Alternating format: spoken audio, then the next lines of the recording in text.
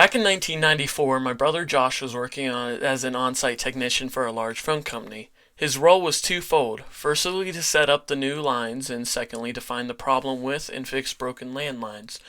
He was based in a small town, but most of his time was spent catering to farmers in the nearby areas. The problems were usually hard to find but easy to fix. Sometimes Josh had to walk a mile up and down dusty roads to find where a particular cable was broken. The repair didn't even take 10 minutes.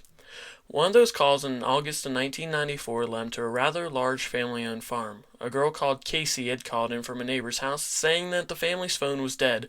Josh drove out that next day. I don't know how it's done now, but back then Josh told me that phone cables are buried together with other cables, sometimes even together with piping in hollow tubes of either hard plastic or cement.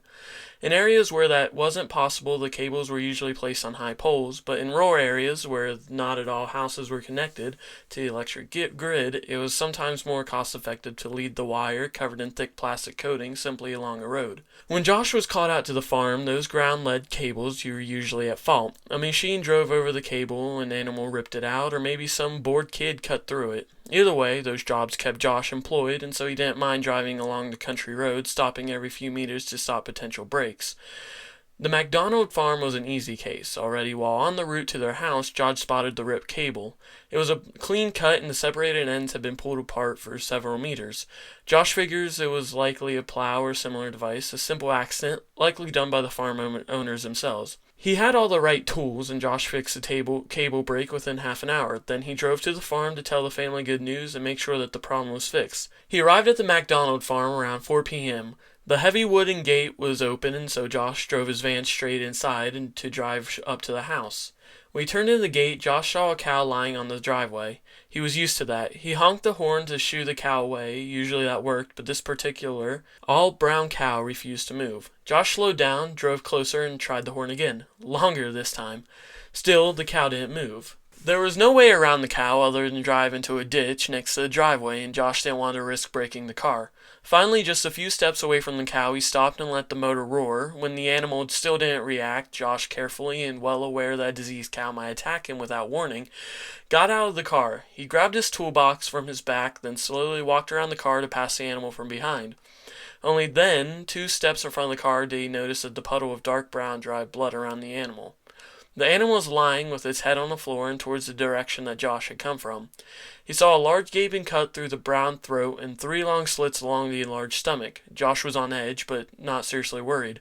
Occasionally, farmers had to put pregnant cows down when the calf refused to be born, and get rid of the cow's body is not easy and could take days for specialists to arrive. Josh figured the MacDonald's family or the veterinarian had tried to save the calf by cutting open the mother's body like a cow's C-section, just without the anesthesia that humans would receive. Likely they killed the mother first by cutting her throat, then when the animal sank on the floor, they cut the body open.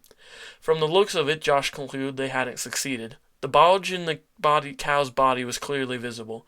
The calf without doubt was still inside. The skin had been placed back into its original position, only the cuts and small gap between skin flabs were still visible.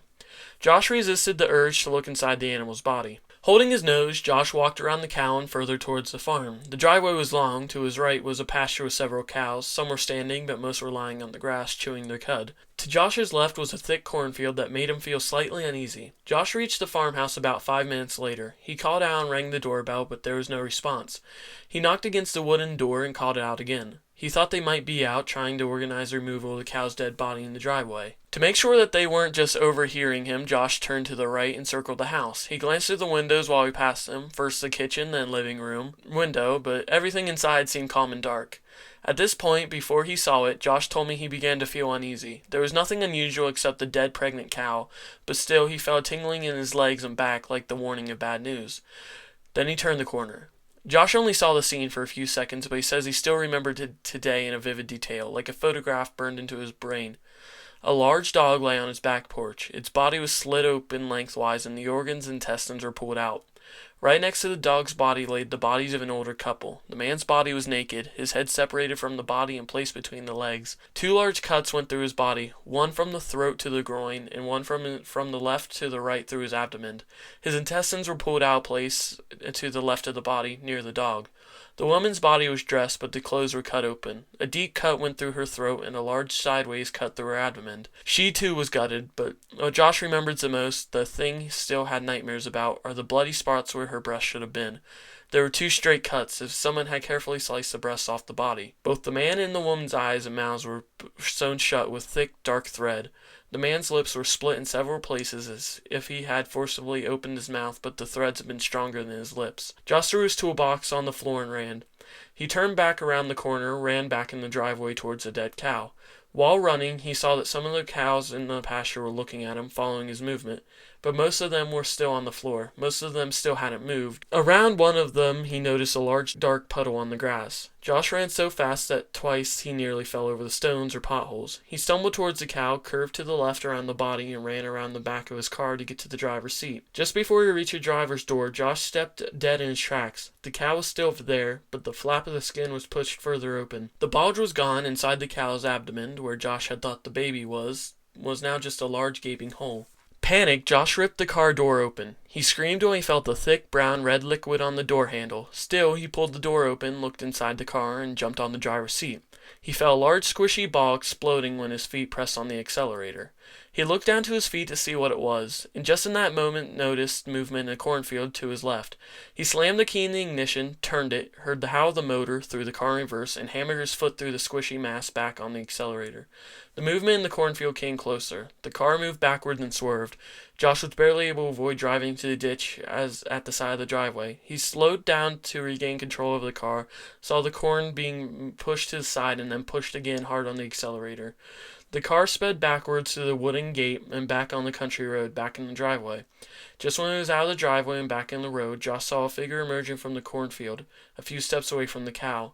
He swears the figure looked like a teenage girl with dark hair, covered from head to toe in dried blood. Then Josh sped off.